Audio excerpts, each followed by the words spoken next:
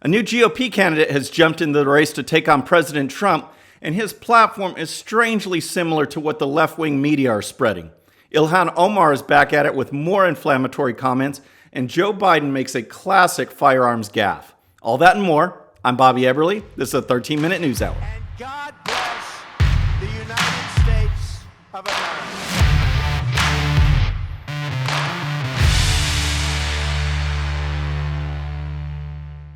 All right, friends, welcome to the show. I hope you had a great weekend.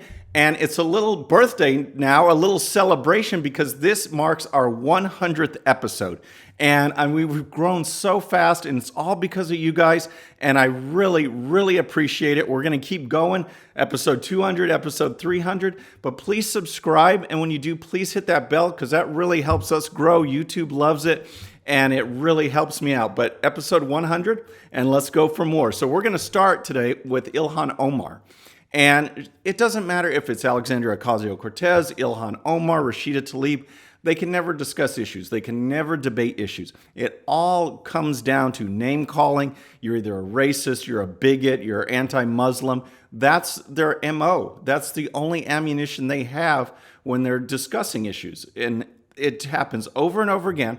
And with Ilhan Omar, leading into this weekend, it happened once again. There was a guy named Mehdi Hassan, and he took to Twitter. He was all worked up because Republican Mo Brooks was giving an interview, and he was talking about the change in the Democrat Party, how they used to almost be completely united with Republicans when it came to Israel and their support for Israel, our ally in the Middle East.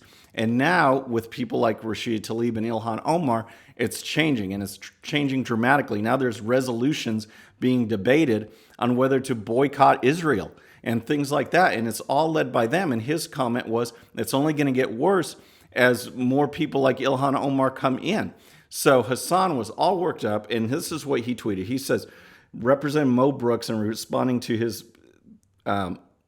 speech or comments on growing influence of the Islamic religion in the Democrat Party ranks, has changed the conversation about Israel. Open bigotry from a sitting GOP member of Congress, but will get little coverage or outrage. Sigh. So again, just because someone makes this comment, according to him and according to other Democrats, it's supposed to receive outrage, not discussion, not debate, not, oh, you're wrong, here's why, or people agreeing with him. It's just, again, they just label it as racist or bigoted, and they're supposed to be outraged. So, of course, Ilhan Omar jumped on that, and here's what she tweeted. Oh, it's fine. It's just a Republican who says something bigoted. See, once again, not discussing the issue, not discussing the change in the Democrat Party. And then she added this. She said, also, if they are losing their minds over 3 Muslims in a body of 535, wonder what happens when there is 20 or more. Well, my response is, it all depends. Okay, if they're going to act like Ilhan Omar and Rashida Tlaib, there's going to be a lot of problems. If they come in and say 9/11 was some event that happened to some people, or if they're trying to pass resolutions to boycott and sanction our strongest ally in the Middle East, then there are going to be problems. But if they come and sincerely represent their districts and what's great for America and what's good for America, and work with others in an American system, American values, then everything will be okay. So to Ilhan Omar, it's up to you and your colleagues to do what's right for the country and not just bring up these inflammatory tweets over and over again that solve no problems, that make no progress. It's just attack, attack, attack. And America's getting tired of it. They see through it, and they're ready for some real discussions and real debate. So next, I want to talk about CNN, because I was scanning the Sunday shows, and there's definitely a pattern now that's going on with CNN, with the left, and with the Democrat candidates. You know, they jumped on these talking points that Trump is racist, right? And now they have a new one, and they all seem to be going on. And this was from CNN's reliable sources, which is supposed to be a news program. And it just shows how far left they've gone and how far away from journalism they've gone. And this was discussing Trump's mental health. And they brought on mental health experts. And you think, oh, they're going to have a scholarly discussion on mental health topics and everything. Well, they brought on a guy that sounded like a complete political hack. And he's supposed to be a psychiatrist, a learned person. and he sounded like just a hack, like I said, and a Democrat operative, left-wing operative. And it was just amazing that this is labeled as a news program. But here's a taste. Here's a clip from CNN. I've known thousands of patients. Almost all of them have been well-behaved, well-mannered, good people. Trump is none of these. Lumping the mentally ill with Trump is a terrible insult to the mentally ill, and they have enough problems and stigma as it is. So see, this guy is the former chair of psychiatry at Duke University, and he's going full left-wing pundit. I mean, what is all of that? And he goes on, there's even more. Calling Trump crazy hides the fact that we're crazy for having elected him, and even crazier for allowing his crazy policies to persist. So I want to know, how many times can someone say crazy in one sentence? Because I think this guy has the record. I mean, and again, this is a doctor. He's supposed to be talking about psychiatric issues, and he's talking about policy and calling Trump crazy and his supporters crazy. And I mean, it's just crazy. I mean, it's just nuts. But here's his topper. That wasn't even the topper. Here's what he has to say. Trump is as destructive a person in this century as Hitler, Stalin, and Mao were in the last century. He may be responsible for many more million deaths than they were. He needs to be contained. All right, talk about cuckoo. I mean, this guy says that Trump is going to be responsible for millions of more deaths, like the evil ones of the 20th century. That's actually what he's saying. And I want to see the story. Where's the stories from the actual media, journalists, that's blasting this guy for hate speech and inflammatory comments? I didn't see any. I didn't see any comeback. This is a guy on CNN, and the host is just like, wow, good information. Like, this is valuable information. It's just ridiculous what these people are saying. And again, he's supposed to be a doctor. He sounds like a political left-wing hack, and it's just nuts. And again, it's supposed to be on a program that's called Reliable Sources. So that just blows me away. But here is something that's not reliable, all right? And that is trusting or waiting on the media or the left or Democrats or whatever to get anything right about firearms. Anytime they talk about it, they get it wrong. They mislead, they lie, they don't understand, they flat out don't know what they're talking about, and yet they portray themselves as experts on what's going on. I was watching a CNN program where this guy's talking about the AR-15, of course, and he goes into, now watch out, we're about to go fully semi-automatic. Fully semi-automatic. Think about that one, all right? I mean, this guy, and he's had this tone like, all right, watch out, we're going fully semi-automatic now. And the other one that really bugs me is they never understand the difference between a clip and a magazine. They say it over and over again. I think they throw out the word clip trying to be cool, like they're cool or something. And yet, by now, please just correct it. And Joe Biden, he went and did it again. He was at an event, and here is the report from the Washington Examiner. It says, former Vice President Joe Biden confused common firearm terms during a Democratic fundraiser. Biden told the 250 attendees at the Saturday night event at Walter Mill home of artist Bonnie Lautenberg, widow of Senator Frank Lautenberg of New Jersey, about his desire to bring back the Clinton-era assault weapons ban, according to the Pool report. Referring to the nation's irrational gun policy, Biden said, I'm the only one in the United States that has ever, in fact, beat the NRA flat out, eliminating assault rifles. The crowd applauded, and Biden continued, there is no rationale for us to have these assault weapons. Who needs a clip that can hold 100 rounds?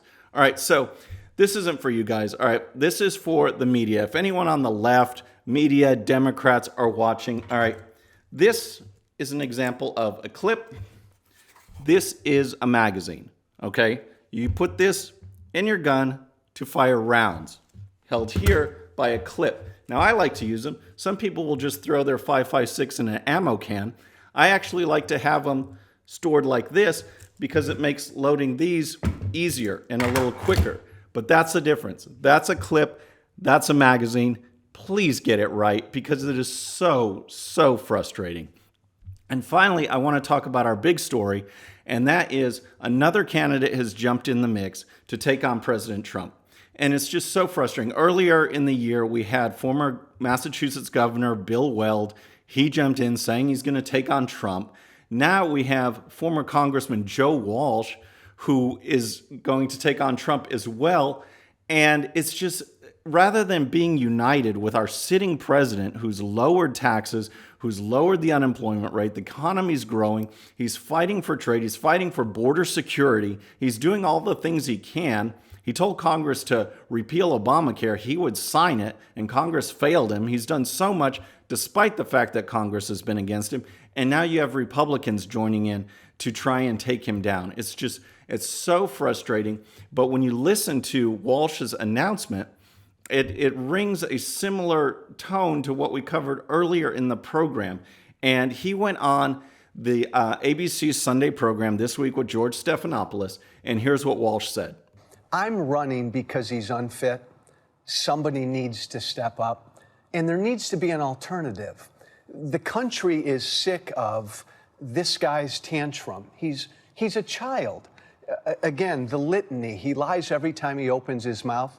So Walsh says that Trump is unfit. That's his platform. So do you see the pattern here? CNN's talking about Trump being unfit. ABC's talking about it. This new candidate is talking about it. And it all seems to be, whoa, this is the latest memo. This is the latest talking points. And in the interview, George Stephanopoulos mentioned a tweet from Bill Weld, the other candidate who's taking on Trump. And here is what Weld tweeted. He said, real Donald Trump is a clear and present danger to our country, to the globe, and to himself. Hashtag America deserves better. Hashtag 25th Amendment. So Stephanopoulos mentioned the 25th Amendment to Walsh as, do we need to examine this? Do we need to invoke the 25th Amendment to get rid of Trump because he's unfit? And here is what Walsh's response was. It should be looked at.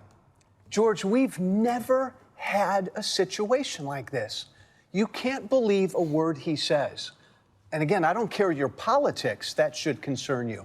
He's nuts. He's erratic. He's cruel. He stokes bigotry. He's incompetent. He doesn't know what he's doing. So this is the person that is supposed to bring the party and America together. It's just one insult after another, one personal attack after another. And that's his announcement. That is his national platform. And you can bet that the left-wing media is going to give Walsh and Weld all the airtime that they want, because it's just going to be attack, attack, attack. President Trump has 86 to 90% approval rating among Republicans. So they like the way that the country is going. And all these people are going to do is generate sound bites that the media will pick up, and as the primaries go along, chip away at Trump. It's just absolutely frustrating. It's not needed. And these people are wanting their 15 additional minutes that they've already had in the past. They need to move on, and we need to rally around defeating whatever Democrat we're going to face in the next election. That's the key. That's what we need to do. And people like Walsh with these unfit comments help the cause not one bit. So anyway, folks, that's our show for today. I hope you enjoyed it. We'll see you Wednesday. I'm Bobby Everly. This is a 13-minute news hour.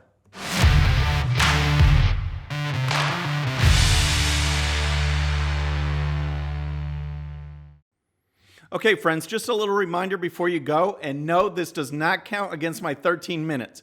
Please hit the subscribe button below and tell your friends. And if you happen to miss our last show, you can check it out right here. And also for great conservative news and commentary, please check out GOPUSA.com. All right, folks, we'll see you on the next show. Have a great day.